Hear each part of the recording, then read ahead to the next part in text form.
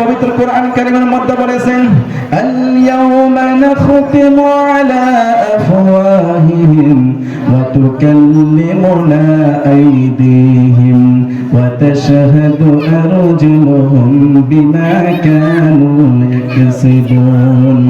রব্বুল আলামিন বলেন পবিত্র কোরআন কারীমের মধ্যে, কঠিন কিয়ামতের ময়দানে আল্লাহর কাছে সাক্ষী দেব রব্বুল আলামিন। আল্লাহর কাছে সাক্ষী দিতে শুরু করে দেবে, আল্লাহ রাব্বুল আলামিনের কাছে হাত সাক্ষী দিতে শুরু করে দেবে, আল্লাহর কাছে পা সাক্ষী দিতে শুরু করে দেবে। ওই কঠিন কিয়ামতের ময়দানে মুখটা আমাদের মোহর মেরে দেবে। এই পৃথিবীর জমিনের মধ্যে যদি ভালো কাজ করতে থাকি, পৃথিবীর জমিনের মধ্যে যদি ভালো কাজ করি, ওই কঠিন কিয়ামতের দিন ভালো আল্লাহর কাছে সাক্ষী দেবে।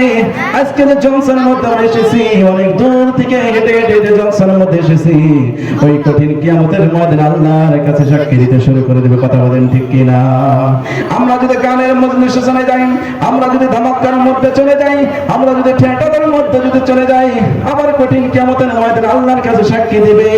আমার বন্ধুগণ, আমার ভাইরা, এই পৃথিবীর জমিন থেকে যদি ভালো কাজ করতে পারি, আমরা যদি পৃথিবীর জমিন থেকে যদি ভালো কাজ করে পৃথিবীর জমিন থেকে চলে যেতে পারি, এই পৃথিবী দেখা যায় আল্লাহ রাব্বুল আলামিন এই পৃথিবীর থেকে 10 গুণ বড় করে আল্লাহ রাব্বুল আলামিন আমাদের জন্য জান্নাতটা রেখে দিয়েছেন। জোরে বলা যাবে কি সুবহানাল্লাহ।